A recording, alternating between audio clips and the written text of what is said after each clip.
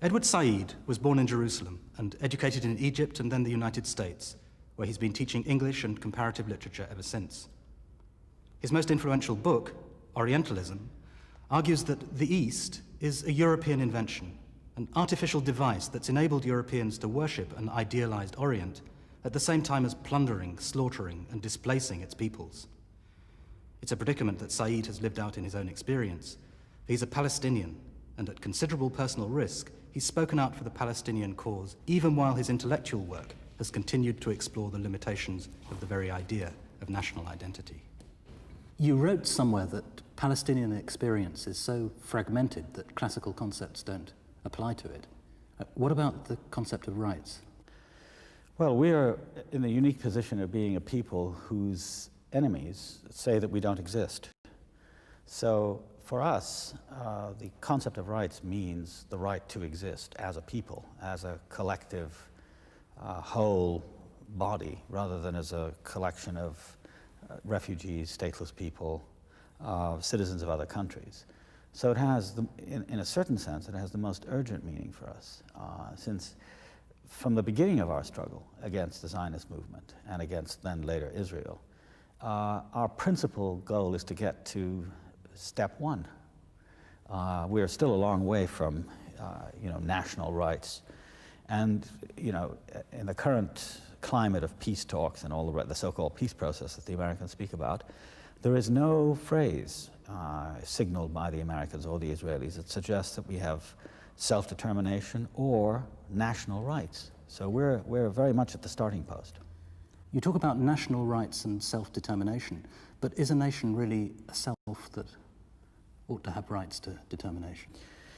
It's a tricky question, but I think in the case of the Palestinians, yes, because we have a long history of inhabitants on the land of Palestine. We were a coherent society with a collective memory, a language, Arabic of course, which is like the language of other Arab people in Arab countries.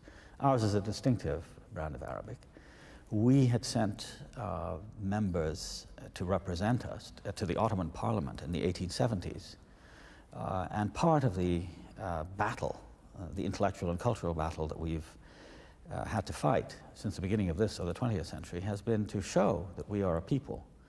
And as a people, there are two things open to us. One is subservience and finally suppression and extinction. And the other alternative is to exist in a national state with the rights that are now the rights allowed by most peoples in the world today. And we've opted for the second. But isn't the very idea of a national state, a state-nation or a nation-state, one that contains all sorts of traps? I mean, one view would say that the idea of a nation is a kind of contract whereby the ruling elites of different jurisdictions make it sound as though any injury to the elite is actually an injury to every person who lives under their jurisdiction. And the idea of national identity and a right to national identity serves to make that illusion, so that in international law you get the idea that invading a nation state is a matter of violating every individual within it. And isn't that an illusion? Or do you think that's too cynical a view of the way that... Well, I think it's partly cynical, it's partly incomplete. In our case, it has to be remembered that there are sort of two levels to Palestinian nationalism. On the one hand, it is an urgent necessity for people, the large majority of whom, I would say today, enjoy no rights at all, precisely because of their national origins. Let's say they're Palestinian. For example, there are 400,000+ Palestinians in Lebanon. All of them exist as stateless people, and they have pieces of paper saying, you are stateless. So in a certain sense, this is invidious nationalism. Okay. On the other hand, that level can be addressed, as you said, by founding national identity, having a state, all of the traditional, one might say conventional, attributes of about which one has mixed feelings, obviously, because it can lead to all sorts of abuses and so on.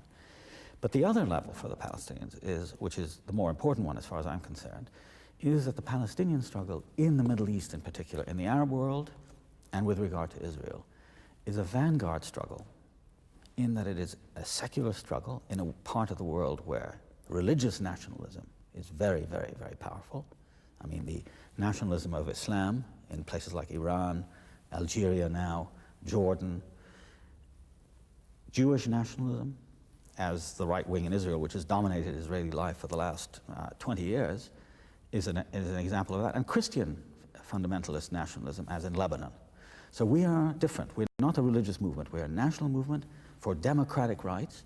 And the second attribute is that the Palestinian struggle is a vanguard struggle because it is a struggle for democracy in a part of the world where there is no democracy. And we make it very clear in our national Declaration of Independence in 1988 that we are a secular struggle with rights, democratic rights for all people, men and women, religions and creeds and sects. So in that respect, we're much more than a small petty nationalism, you see. And in that respect, it's a brilliant and important struggle. Jews, of course, are likely to feel threatened by the sort of thing you're saying. You wrote somewhere that Zionism is a touchstone of political judgment in our time. Could you explain that? Yes, I mean, Jews, insofar as they are Zionists, that is, people who believe in a return to Palestine, that is to say, the ancestral homeland of the Jewish people, are people who believe that they are entitled, for the most part, to sole rights in Palestine. What that overlooks, of course, is that there was another people there, and there is another people there now, most of them under occupation on the West Bank and Gaza since 1967, and about 800,000 who were the remnant of the Palestinians who were driven out in 1948 as second or third class citizens in a state which is described as the state of the Jewish people, not the state of its citizens, very important distinction. Now, from my point of view, Zionism achieved very important things from the standpoint of Jews. But from the standpoint of its victims, I mean, Zionism always had victims, it's a catastrophe because the state of Israel was constructed.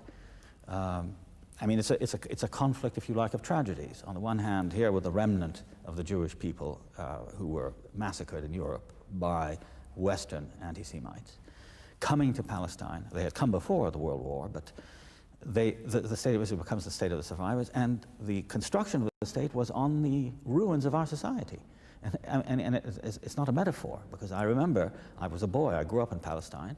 I remember what it was like to leave, and one's whole family left. So from that point of view, it's a conflict between a group of people who came as the victims, who in turn produced another victim, namely us. So we are the victims of the victims. And it's the most difficult choice, but I think it's a required choice on the basis of rights, that you can't deal with the rights of one people at the expense of the rights of another. Your work as a critic links up in quite deep and subtle ways, I think, with your concerns as a spokesperson for the Palestinian cause.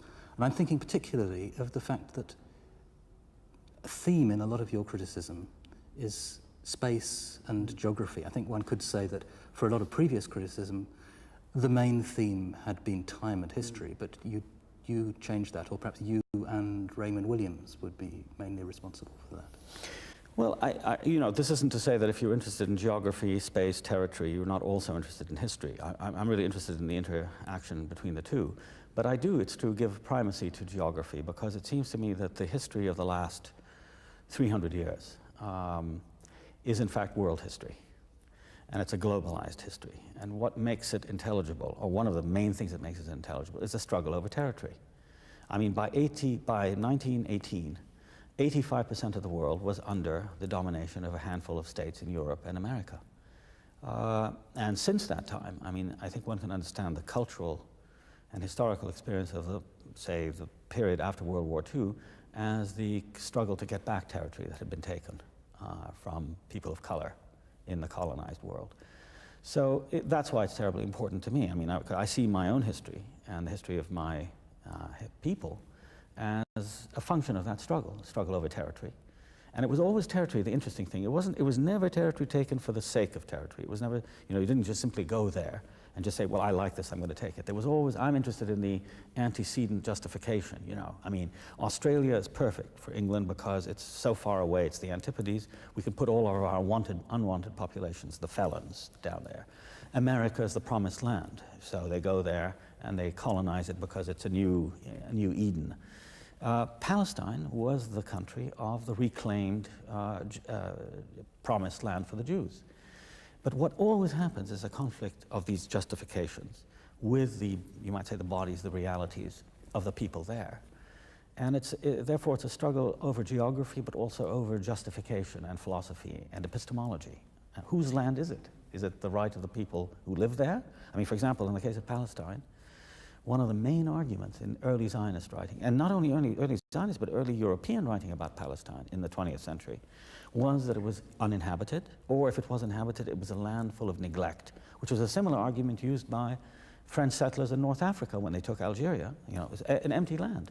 And in other words, the right to use the land and the right to imagine the best use for the land is given to the European, to the white man. So that seems to me to be the foundation not only of actual political struggles, but also the construction of cultures. You know, because it's impossible to understand European culture without some sense, for example, in England, of the role played by India or Australia or the Caribbean in English domestic life. All of that strikes me as a fantastically interesting field. And bears obviously a connection, bears a relationship to William's country and the city, for example, and the overseas territories and so on.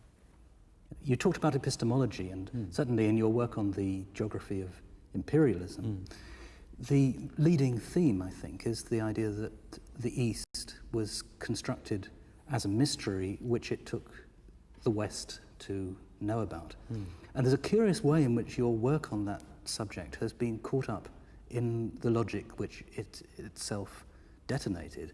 I mean that people have criticized you for writing so exclusively about the European view of the East, and for neglecting agents who actually were in the East. What do you think of the way that's developed? Well, I think they're to a certain extent right. I mean, that is to say, when I was writing Orientalism, I was really talking about European conceptions of the Orient, which are so, in some instances, so far beyond any local conception of what that geography might be, that it constructed a field and a subject all of its own. So it's perfectly, it seems to me now, even retrospectively, to say that it's okay to talk about it because it constituted itself as an object that had very little to do with what people there thought. Now, what I've done since then, however, is to look at the struggle over competing conceptions of geography. And in my latest book, which will appear in a few months, I really spend half the time looking at how, because of this, nationalist struggles in Africa, in places like Ireland, in the Caribbean, in India, really had to begin you might say, the reconquest of that territory, and to do it initially epistemologically. In other words, to reimagine it the way, for example, Yeats reimagines the history of Ireland in terms of its fairies and heroes and, you know, great fighters and so on and so forth, and in fact produces, as somebody like Neruda does in Latin America, produces a new geography, which is the reclamation of the land, so that you find really competing conceptions there. And I think, you know, I've been trying to do that. But what is very, very striking is the extent to which the prevailing conceptions in Europe, in the West, are very difficult to dislodge because so much is invested in them. You know, I mean, it's not just a matter of somebody saying, I have an idea and I think this is the way it is. I mean, scientific institutions are built around. I mean, the Royal Geographic Society in England, Rodney Murchison, for example, was a man who, as a geologist, as a geographer, as a surveyor, didn't only think he was exploring Africa, he actually said it was like a military campaign. And what he was trying to discover about the geography and the geology of Africa was, in a certain sense, adding to the realm of England. And along with that, therefore, went an enormous institution, the Royal Geographical Society. Those are the things that one has to take seriously and not say, well, you know, they're just Western fictions. What about, though, the situation of people in the English language, but not in Britain or America, thinking of people, say, readers in Africa reading Conrad, in the Caribbean reading The Tempest, in India reading Kipling and Forster, right. What's that experience of reading? Well, it's a very different one. I mean, let's say you wanted to read as a Caribbean native a novel by Jane Austen, who is, perhaps of all English novelists, the most tied to a particular locale, which is very, very English, and extremely insular in that respect. Well, if you read with the eye of a Caribbean or the eye of an Indian a novel like Mansfield Park or Persuasion or Pride and Prejudice, you'll find very careful notations there of overseas territories that are held, very much as in Mansfield Park, for instance. The estate of Sir Thomas Bertram is held by Bertram in Antigua. And the importance of Antigua, therefore, to the economy of Mansfield Park is absolutely central. But at the same time, you have a kind of elision of it. It ceases to be important once it's mentioned that he had to go there and take care. And it was a slave sugar plantation. So if you read with those eyes, you can then see that the history of the English novel, great form that it is constructed with precisely those territories held in the imagination as much as they are held in England. And a totally different experiences emerges from the novel, from the reading of the novel. And a passage to India, for example, by Forster, or even more so, Conrad's Heart of Darkness, becomes not just the explorations of Marlowe and Kurtz of that bit of East Africa, but it really becomes a symbol for Africa and the enslavement and partition and the scramble for Africa. And that entails, of course, a much different reading than simply reading it as you would in a test or, you know, for an English course. You read it as Ngugi and people like Chinua Achebe have read it, as you have to read it in a decolonizing way. You have to sort of strip from it all the assumptions that are there. And very often you have people like Achebe and Ngugi reading it, in some cases rejecting it, and rewriting its history in terms of your own apprehension of the river and the territory and so on and so forth. So it's a much more, in my opinion, lively and invested process to read and interpret literature of that sort from the point of view of the colonies and above all the decolonizing colonies. Yeah, you've mentioned Ngugi and Achebe, so that raises the question of being a writer of English outside of Britain and America. The situation of, I don't know, Yeats or Walcott or someone. Yeah. Heaney has a phrase somewhere about how those people are in a situation of being caught on the forked stick of their love for the English language. Right. It's not unique to English, by the way. I mean, it's the case of French writers. I mean, there's a whole group of very interesting and important Algerian novelists, like Katib Yassine, who writes in French, but was very much part of the Algerian resistance to French colonization. You know, there are Moroccan writers in the same way who write, like Abdel Kabir Khatibi, who writes in French. I think it's a very interesting case of really, which in a certain sense Ngugi sort of finessed by then proceeding to write in the native language. I mean, he rejected English after having written several very distinguished novels, then said, I want to write in my native language. But the challenge is there, that is to say, the language is a field which one can work in, and it depends often on the premises. It's not the language itself which is infected. I mean, for example, Achebe says that Conrad shouldn't be read at all. I mean, he's such a racist that The Heart of Darkness is an unreadable text for Africans. And then he goes off and does his own novel in English. But I think the struggle within the language for values, for perceptions, for geographies exactly, is a continuing one. And it, in a certain sense, has to be understood also in domestic terms. I mean, it's not everybody in England who writes from neo-colonial or imperial premises using English. One can always find alternatives to it, and I think that's the great task of criticism today, is to read not with an eye to re-establish the orthodoxies and the perceptions and the dogmas, etc., that anchor the work, but rather to read to understand those, but also to try to understand them as dislodged to allow for other places. You know, as Aimé Césaire says, there's room for everyone at the rendezvous of victory. And that was a great example of somebody like C.L.R. James, that you could write a history of the French Revolution from the point of view of the Great Slave Revolt in Haiti. And that seems to me to be the interesting alternative, not what language you write in as such. Yeats is a particularly interesting example here, I think, because I think a lot of people would be surprised to see him regarded as a poet of anti-imperialism rather than as a poet of modernist internationalism. Oh, absolutely. I mean, I think Yeats is a particularly interesting case because he was very reactionary at the same time, and he was, you know, somebody who believed in great houses and 18th century nobility, and he was Anglo-Irish, after all. He belonged to the ascendancy.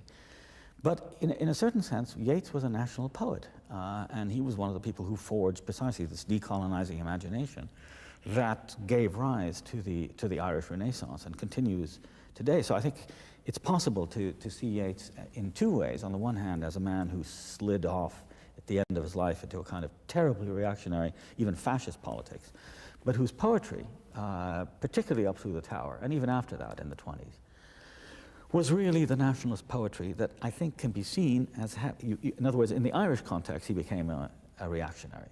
But if you compare him with nationalist poets of his time, like Aimé Césaire later, or Neruda, or Tagore in India, you could see him as belonging to the decolonizing culture, which was an international culture, and that is to say that they knew each other, knew about each other, and worked from similar premises in local situations that differed widely. And I think to see Yeats simply as a modernist internationalist, as he's been taken, is, I think, to miss, I would say, a good part of the vigor and arrogance of his verse, you see, because for an Irish person to speak the way he did, to talk about Irish history in the way that he did, is an act of lèse-majesté, which I think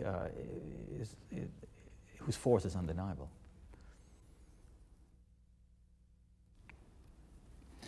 Your first book, I think it was, Joseph Conrad and the Fiction of Autobiography, was described by you as an attempt at a phenomenological kind of criticism, and you talked about Sartre and Merleau-Ponty as the inspiration of the book. Is that still the inspiration of your work, or has its direction changed? I would say probably yes, but I wouldn't perhaps use the word phenomenology. I mean, what interested me about those people, I mean Sartre and Merleau-Ponty and Husserl at the time, was that they seemed to situate the study of forms, for example, or it was possible through them to understand the study of forms as taking place in a context, in a whole environment. And when I grew up as a student and as a graduate, I was living in an era of high formalism, where the work itself, I mean, the Cleanth Brooks, the new criticism was really the sort of dominant thing. And I found that somebody like Conrad, who at that time was really scarcely known, I mean, this was in the late 50s and early 60s, except as a writer of sort of highly polished formalist kinds of things, that something was missing. And what was missing was what I answered to in his work, namely this tremendous dimension of exile and dislocation and so on.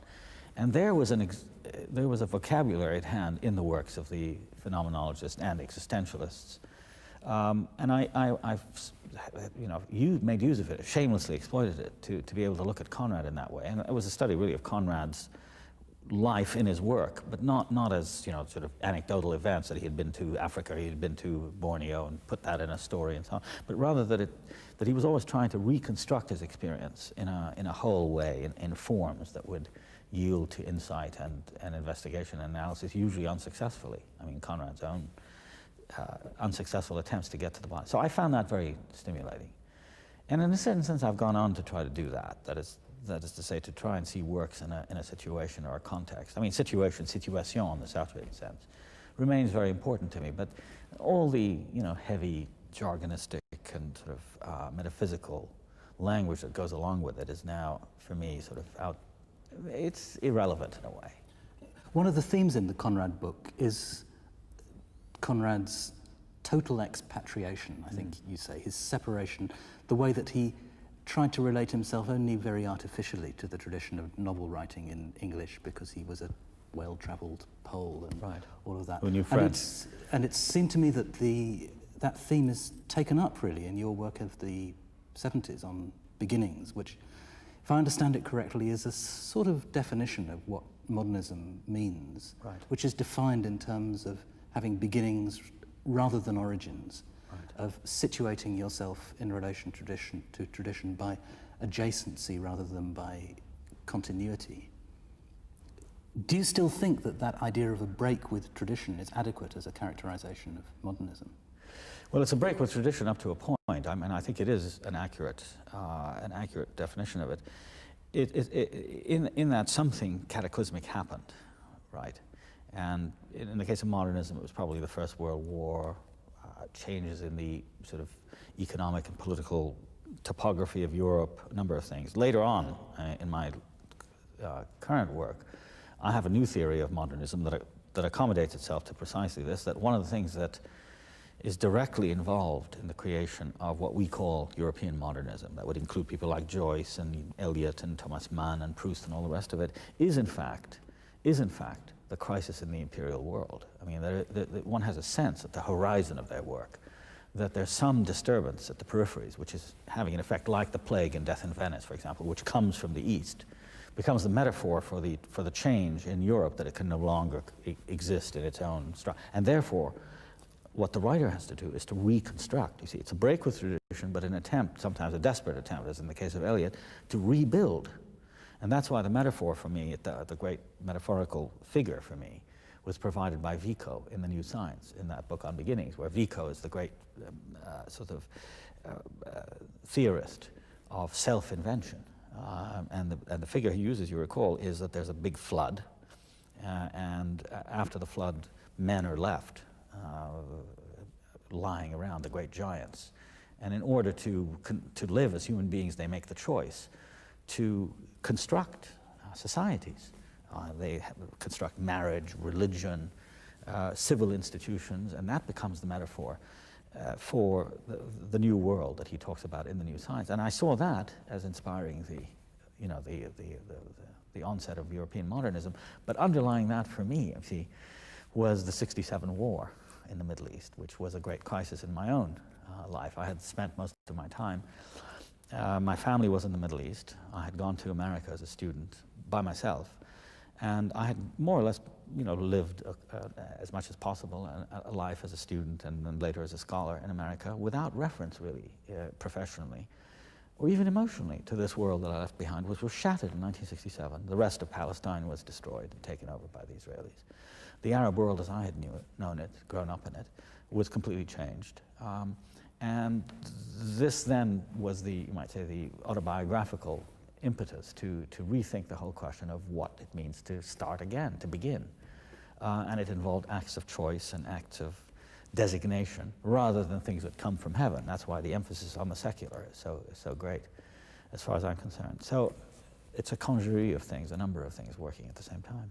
Your most recent book is about music, and it's about the pleasure that you personally take in music.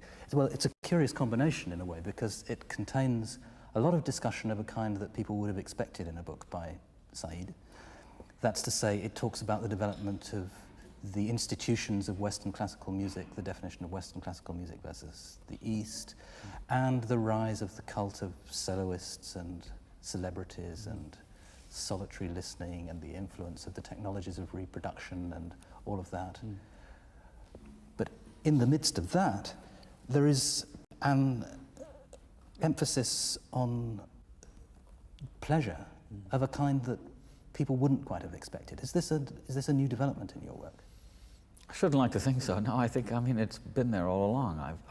I must confess to feeling at times rather beset by these contests that I find myself in because I'm a Palestinian or because I belong to one or another school of literary or philosophical or political criticism. And it seemed to me that what had been happening, at least in the United States, was that one becomes almost entirely a creature of those things, which are completely professional or professionalized, which is worse, you see. So that you lose any contact with whatever it is that you're doing. I mean, it becomes just a matter of earning your honorarium or your salary. And I like to think of myself, and I think in many ways I am more moved by what I like and what I want to do rather than about what I don't like or what I'm forced to do. So it seemed to me that one thing to do would be to write about music and to focus on those aspects of music that are completely intimate and provide a very sustaining kind of pleasure, which has been there really all through my life, I mean, from my earliest consciousness. Given that you were born in Jerusalem, how did you become inducted into European literature? Well, I grew up really biculturally. I always went to English schools, both Palestine and Egypt, where my family subsequently lived, were British colonies. And I guess I belonged to the elite of our country.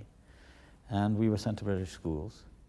And so I grew up really studying English in school and speaking Arabic at home and with my friends. So I have no memory of not looking at European books.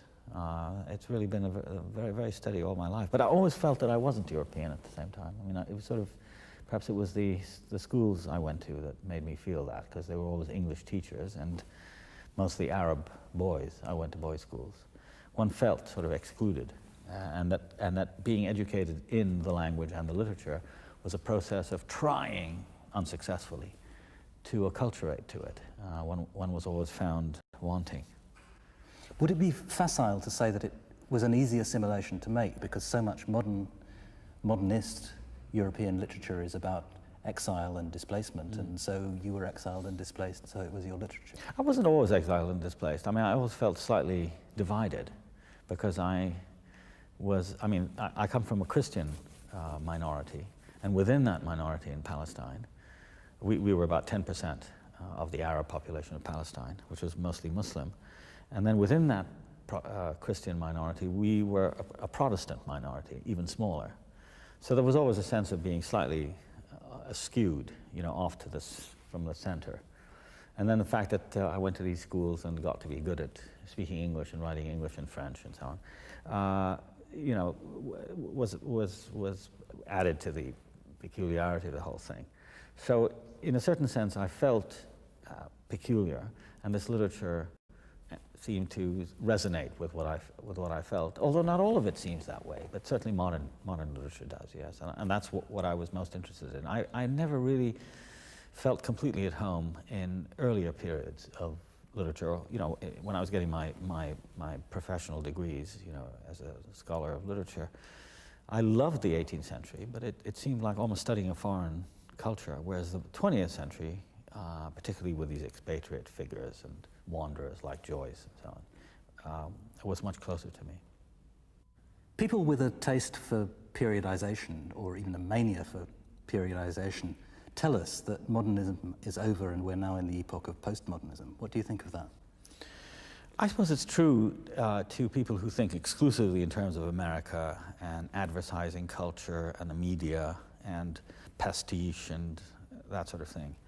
But if you're aware of other worlds than, say, Madison Avenue and high-tech architecture, you'll realize that the battle for the modern, and therefore modern as in modernity, is, for example, in parts of the world that I'm familiar with and affiliated with, like the Middle East, a very, very important one. It is indeed the battle, because, don't forget, we live in an age where the whole question of what the tradition is and what the prophet said and what the holy book said and what God said and what Jesus said, etc., are issues that people go to war over.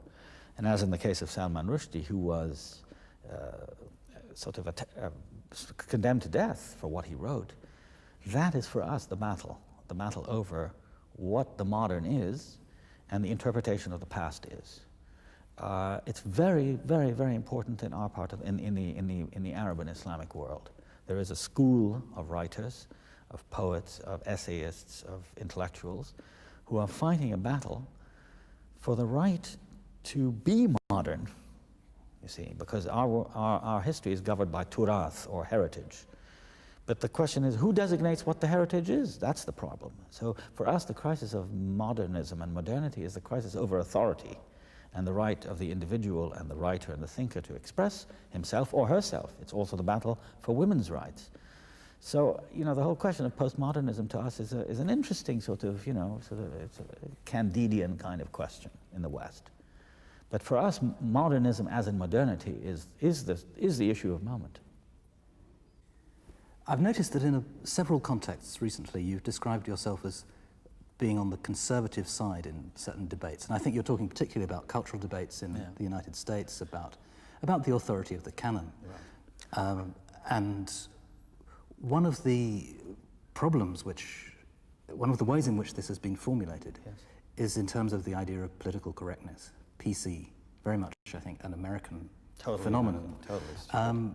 In which, well, I guess the question about PC is it, from your point of view, just another Red Scare, the idea that there are people on the campuses who are trying to gag anybody whose views they don't agree with? Yes and no. That, of course, the idea that there is a small left cabal in the American university sort of running things and declaring what can be read and what can't be read, that's total Tommy rot. It's just total bullshit. But on the other hand, there is an important and interesting debate, and that is, what do we, people, let's say subalterns, or the oppressed, or the formerly suppressed, whatever designation, or people of color, right? What do we do as we confront the canon? The alternatives are generally formulated, in my opinion, in rather impoverishing ways. One way is to say, if we're people of color, we're not going to read anything by whites. If we're women, we're not going to read anything by men. If we're gays, we're not going to read anything by straight, and so on and so forth. That is to say, to replace one canon with another. And in that respect, I have no sympathy for that, because it simply condemns us, you, to a new marginality, because there's nothing easier for political correctness bashers who have turned themselves into an industry in America today. The people who write these books, like the tenured radicals and the, Dinesh D'Souza's book on illiberal education, I mean, it's just complete Tommy rot, going around saying this is what these people want. All right, let's give them departments of African American studies, let's give them gay studies, let's give them all that, but let us get on with it. The other alternative is not to substitute one canon for another, not to become Afrocentric where you first were Eurocentric, or genocentric if you were phallocentric, but rather to say, let us try and understand the construction of the canons. I mean, what do these objects serve, number one? And number two, most important from my point of view, how are they related to each other? In other words, it seems to me that the history of imperialism and the history of colonization, the history of oppression, as experienced by blacks, as experienced by Palestinians, as experienced by gays, by women, all of that is built upon segregation, is built upon separation. So the worst thing, ethically and politically, is to let separatism simply go on without understanding the opposite of separatism, which is connectedness. And so in that respect, I'm very conservative. Namely, I want to see how everything works. I'm not just interested in, I'm not interested just in Palestinian themes in American literature, or Palestinian themes in French literature. What I'm interested in is how all of these things work together, because that seems to me to be the great task, and to connect them all to each other, to understand wholes rather than bits of wholes.